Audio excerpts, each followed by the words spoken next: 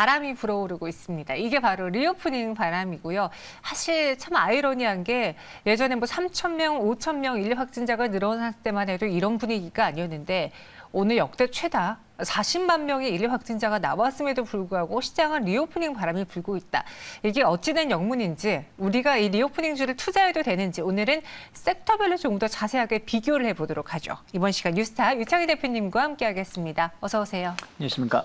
네, 안녕하십니까. 정말 아이러니하죠. 그렇죠? 그 예전에는 하루에 뭐 100명 늘어나면 이거 무슨 일이야 이랬는데 지금 우리가 많이 둔감해진 상황 그리고 여기에다가 사망률도 좀 줄어들면서 치사율도 줄어들면서 이 40만 명이 넘은 상황에서도 우리는 리오프닝을 기대하고 있는 상황이거든요. 근데 중국에서는 또 확진자 수가 늘어나고 있다고 합니다. 과연 지금 시각 우리가 리오프닝주에 투자해봐도 괜찮은지 유창희 대표님은 어떻게 보십니까?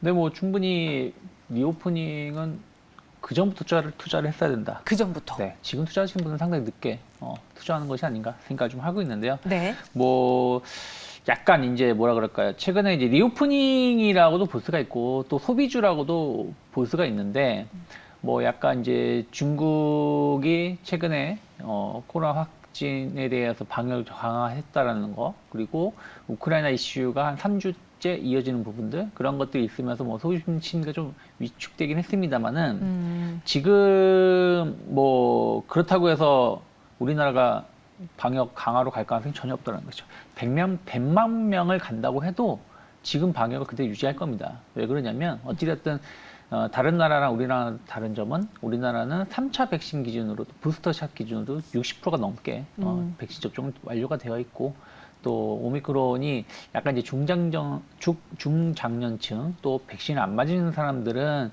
약간 중증으로 가는 확률이 높지만 젊은 층은 혹은 백신을 많이 맞으신 분들은 중증으로 가지 않는다 보니까 네. 뭐 현재와 같은 흐름들을 계속 이어갈 수 있다 생각을 좀 하고 있습니다. 그래서 계속해서 정부 정책은 소비 심리를 좀 개선시키기 위한 정책이 나올 수밖에 없다 생각을 좀 하고 있고요. 그리고 우크라이나 이슈는 이제 저는 거의 끝무렵에 가고 있다. 그러면 전 세계가 다시 이제 경제가 좀 재개되는 부분들, 네. 경기가 좀 활성화되는 부분들이 좀 포커스가 맞춰질 가능성이 높다 생각하고 있고 또 하나는 소비주들, 리오프닝 관련된 종목군들이 엄밀히 따지면은 아직까지도 대거 적자예요. 흑자가 아니라. 맞아요. 그러면 앞으로 턴어라운드에 대한 어떤 개념으로 접근해 본다라면 뭐 저는 지금 약간 늦은 감이 있겠지만 지금도 적극적으로 매수할 수 있는 섹터는 리오프닝이다 생각하고 있습니다.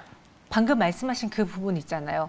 지금 기대감은 있지만 아직도 실적이 안 나고 오히려 적자 상태로 힘든 기업들이 많다라고 했는데 바로 그 점 때문에 리오프닝주를 안 사시는 분들도 절대 안 사시더라고요. 나는 이 회사가 살아나는 걸 보고 사겠어라고 말씀하시는 분들도 계신데 그런 실적에 대해서 우리가 매출액 금감, 뭐 영업 적자라는 키워드를 보고서도 안심하고 사도 괜찮은지 전 그게 궁금했거든요. 그러면 어떤 거 사요?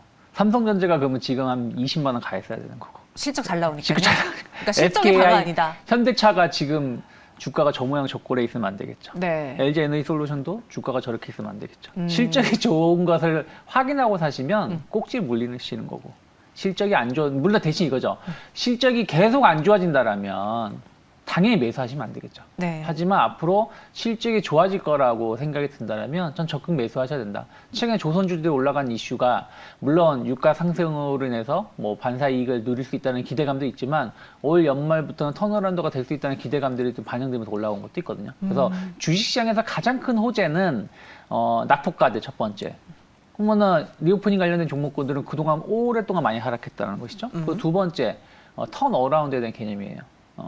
오히려 악재는 단기적으로 많이 올라왔고 또 실적은 좋다. 하지만 앞으로 더 좋을지는 모르겠다. 그런 것들이 주식을 끌어내리는 것이기 때문에 실적만 봤을 때는 당장은 매수할 수는 없겠습니다만은 여러 앞으로 시간차를 존재하면서 실적이 좋아질 것이고 또 뭐 그 확진자 관리라든지 또 여행 증가에 대한 어떤 기대감들은 관련된 섹터에 대한 관심도 계속 높여갈 수 있다 생각하고 있습니다. 네. 트레벨류님께서 말씀하신 것처럼 주식시장이 그만큼 좀 왜곡되어 있는 말로 들립니다라고 해주셨습니다. 정말 실적 하나만 가지고 주가가 움직인다면은 실패하는 분들이 있겠습니까? 재무제표 보고 딱 그대로만 행동하면 되는데 뭐 투자 심리도 있고 이슈도 있고 수혜냐 피해냐 뭐 여러 가지 것들이 영향을 주면서 주식 투자를 하기 어렵게 만들고 있습니다. 그러면은 지금 리오프닝에 대해서 지금 사도 늦었다. 우리는 샀어야만 했다라는 의견이시거든요. 네. 그 아래를 한번 쪼개볼게요. 첫 번째로는 여행주가 또 가장 먼저 생각이 나고 네. 오늘 유한타증권에서는 리오프닝 국면에서 영업 레버리지 효과가 가장 강한 업체라면서 하나투어를 최선호주로 꼽았거든요. 네. 여행주는 여행주가 진짜 분분한 것 같아요. 정말 여행주에 대해서 그 재무 상태 요거를 항상 걸려 하시더라고요. 워낙에 안 좋았으니까요. 네. 그러니까 나갈 수도 없었고 들어올 수도 없는 그런 상황이었으니까. 그렇다 뭐 다른 사업을 할 수도 없고. 그렇죠. 네. 특히 여행사들은 지금 당장이 중요한 게 아니라 앞으로 몇 달치 여행 계약을 미리 다 해놓고, 그러니까 예를 들어 비행기 같은 경우도 미리 먼저 돈을 내서 네, 맞아요. 자리를 확보해 놓거나 호텔 같은 것도 일정 부분 확보해 놓고 나서 사업을 하는데 갑자기 코로나 때문에 이런 부분들이 물론 뭐 손실을 일정 부분 뭐 좀 덜 위약금을 받았겠지만 어찌됐든 그런 부분들의 비용이 좀 많이 나갔었다라는 것이죠. 특히 이제 하나투어 같은 경우는 여러 가지 사업을 많이 펼쳤었어요. 대표적으로 이제 중소형 면세업도 진출을 했었고요. 뭐 다른 부분들도 많이 진출을 했는데 호텔업도 좀 진출하고 했었는데 결국에는 이 코로나 때문에 그 모든 게 다 좀 도루묵타불이 돼버렸죠. 네. 그래서 근데 어쨌든 그렇다 보니까 어쩔 수 없이 회사가 살아남기 위해서 구조조정을 단행했다라는 것이죠. 그래서 그런 부분들이 앞으로 좀 이제 좋아진다라면은 상당히 수익성이 좋아질 수밖에 없는 구조라 생각하고 있고요. 또 하나가 여행 수요는 저는 폭발적으로 증가할 거라 생각하고 있어요. 저도 와이프한테 계속해서 항공권 좀 미리 예약 좀 해놓으라고 빨리빨리 좀 해놓으라고 좀 닥달을 했는데 바빠서 안 하고 있는데 네. 그 여행을 갈 때 당분간 저는 아직 코로나가 완전히 끝난 건 아니거든요. 그렇기 때문에 또 좀 시국이 좀 뭐 우리나라가 아니라 전 세계적으로 봤을 때 뭐 우크라이나 사태도 있고 뭐도 있고 하다 보니까 아직은 뒤숭숭한 부분들이 있으니까 예전에는 자유여행이 많이 갔다라면 지금은 패키지 여행. 그쵸.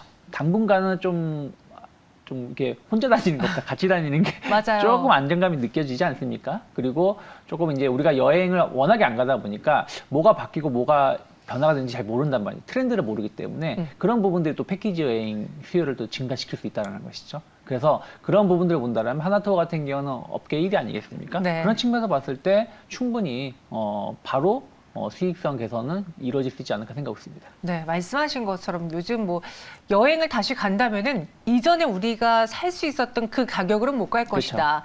항공권도 그렇고 여행 패키지 가격도 이전보다 훨씬 더 올라가 있는 상황일 것이다. 그런 이야기가 나옵니다. 그렇게 되면은 지금 당장은 체질 개선 중에 있는 여행사들도 어느덧 흑자 전환할 수 있는 날이 올 것이다. 그렇기 때문에 여행사에 대해서 좋게 보신 분들도 있고 또 카지노. 네. 뭐 여행 가면 저희가 옛날에 카지노 한번 이야기했다가 카지노 불법이라고 그러셨는데 아닙니다. 저희가 우리나라 안에서 그쵸. 불법된 장소에서 하면 그건 불법이지만 그쵸. 나가서 일정 금액 정도 하는 거는 그쵸. 또 합법이기 때문에 요 이야기를 좀 편히 해볼게요. 네. 카지노주가 이번에 러시아 우크라이나를 둘러싼 지정학적 이슈가 있음에도 불구하고 상대적으로 주가가 많이 안 빠지고 오히려 견조했거든요. 그쵸. 그 이유가 그 이후를 미리 내다보고 조금씩 매수하시는 분들 때문이었을까요? 그쵸. 뭐 그런 부분들이 있다 생각을 좀 하고 있습니다. 그러니까 그 카지노 업체들이 어떻게 보면은 이제 여행 관련해서 타격을 많이 입었었죠. 첫 번째가 입국자가 있어야 되는데 입국자가 없었고요. 그쵸. 그리고 또 우리나라 카지노 업체들은 약간 그러니까 마카오하고 경쟁을 많이 하다 보니까 일본 사람, 중국 사람을 대상으로 영업을 상당히 많이 합니다. 저도 마카오 가보고 싶어요. 네. 그런데 그 두 개의 VIP 고객들이 입국을 못 하다 보니까 매출이 급감할 수밖에 없었다 생각을 좀 하고 있습니다. 하지만 이제는 그런 부분들이 좀 완화가 되죠. 이제는 입국자에 한해서 2주 격리하는 부분을 해제하지 않았습니까? 물론 지금 당장은 아니지만 21일인가 27일부터 해제하기 때문에 그러면 외국인들 좀 쉽게 올 수 있다 생각하고 있고 또 그 K컬처 이런 것 때문에 국내 오고 싶어하는 외국인이 상당히 많다고 해요. 네. 전 잘 모르겠지만 그런 부분도 본다라면 상당히 외국인 카지노가 좀 정상화될 수 있다는 기대감들은 충분히 나올 수 있지 않을까 생각을 좀 하고 있고 저는 뭐 GKL, 파라다이스 특히 이제 관련된 업체들이 좀 주목을 받을 수밖에 없는 게 또 호텔업도 같이 하거든요. 근데 우리가 예전에는 여행을 갈 때 다른 건 아끼지 않아도 그나마도 아끼려고 하는 게 숙박 관련된 잠자는 게 좀 아까워하시는 분들이 좀 네, 있으셨는데 그 맞아요. 약간 성향에 따라서. 네. 네. 근데 이제는 오히려 조금 안전된 곳 혹은 좀 뭐 그전보다는 조금 여윳돈으로 여행을 하다 보니까 좀 좋은 숙박, 호캉스 이런 수요도 많거든요. 우리나라뿐이 아니라 외국인들도 그런 게 좀 있습니다. 그래서 그런 부분도 본다라면 카지노 업체들, 호텔업도 같이 하기 때문에 그런 거에 대한 어떤 수요 증가도 같이 기대해 볼 수 있지 않을까 생각하고 있습니다. 맞아요. 몇 년째 못 썼던 그 여행비를 정말 모처럼 나갔는데 좋은 데 가서 묵고 싶다라는 그쵸. 생각이 있기 때문에 숙박업까지 더해진다면은 그 카지노 업종의 경우에도 훨씬 더 기대치가 높아질 것이다. 그럼 지금 다 좀 긍정적인 톤으로 말씀해 주셨으니까 리오프닝 내에서 다 살 수는 없잖아요. 그렇죠. 또 압축을 해야 되잖아요. 네. 카지노, 여행, 항공 이런 대표적인 세 가지를 매력도 순위를 나눠보자면 어떻게 될까요? 저는 뭐 탑픽은 뭐 여행 생각하고 있어요. 왜냐하면 여행은 우리나라 사람도 가야 될 것이고 네. 외국인도 와야 되는 부분들이 있으니까요. 그리고 그 다음에 이제 뭐 항공, 카지노 순으로 보시면 되는데 솔직히 우위를 점칠 수는 없어요. 그냥 저는 항공 1순위. 항공은 근데 네. 조금 이제 좀 구분되는 게 좀 있습니다. 왜요? 대형 항공사가 있고 중소형 항공사가 좀 있는 부분들이 좀 있기 때문에 네.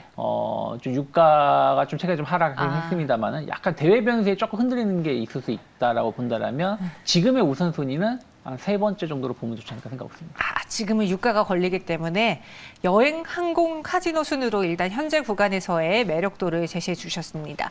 그런데 또 저희에게 준 리오프닝 업종 내 탑픽은 여행이 아니라 항공주예요. 이거 무슨 일입니까, 대표님? 물론 이제 뭐 다들 앞에서 다 언급을 해드렸기 때문에 네. 그래서 조금 이제 제주항공, 중소형공사 좀 관심 있게 볼 필요가 있지 않을까 생각하고 있고 오늘도 좀 많이 오르고 있어요. 3% 정도 상승하고 있는데 일단 지금 이슈가 되는 게 여행인 것도 있지만 원자재 이슈도 좀 있는 거 아니겠습니까? 그러니까 뭐 최근 며칠 동안 유가가 거의 폭락을 했죠. 그럴 건 왜 올랐는지 모르겠습니다만은. 그래서 우크라이나 이슈가 상당히 좀 안정되고 있다. 이런 것이 원자재 시장이 안정되고 있다는 것을 좀 투명해지고 있다 생각하고 있고 또 하나가 결국 입국자 면제거든요. 그러니까 자가격리 면제. 자가격리 면제. 이게 왜 중요하냐면 우리가 그동안 외국을 못 나갔었던 것 중에 하나가 내가 나갔다가 들어와서 2주를 묶이는 것 자체가 문제기 때문에 못 나갔던 것도 3일 있거든요. 나가려고 그쵸? 14일 격리하고 막 이런 네, 식이잖아요. 예전에는 일본 여행 2, 3일 갔다가 오는데 지금 2, 3일 갔다가 지금 2주 격리해야 되니까 국내 사람도 나가지 못했었던 거 있다라는 것이죠. 그래서 이런 제주항공 같은 경우는 국내인들이 많이 활용을 하는 부분들이 있기 때문에 그러한 입국자 면제가 더 크게 좀 수혜를 입을 수 있지 않을까 생각을 좀 하고 있습니다. 그래서 본격적인 여행 성수기 시즌에 진입한다라면 충분히 추가적인 상승 기대해 볼 수 있지 않을까 생각하고 있습니다. 네, 비행기 타고 여행 가고 또 저는 골린이어가지고요. 골프 여행을 해외에서 한 번도 안 해봤는데 이번 목표입니다. 해외 나가서 골프 치고 오는 거. 그렇게 되면 그때는 제가 갖고 있는 리오프닝 주식을 팔아서 그 돈으로 또 여행을 가는 게 좋겠네요. 베스트 시나리오네요. 지금까지 유창희 대표님과 함께했습니다. 고맙습니다. 고맙습니다.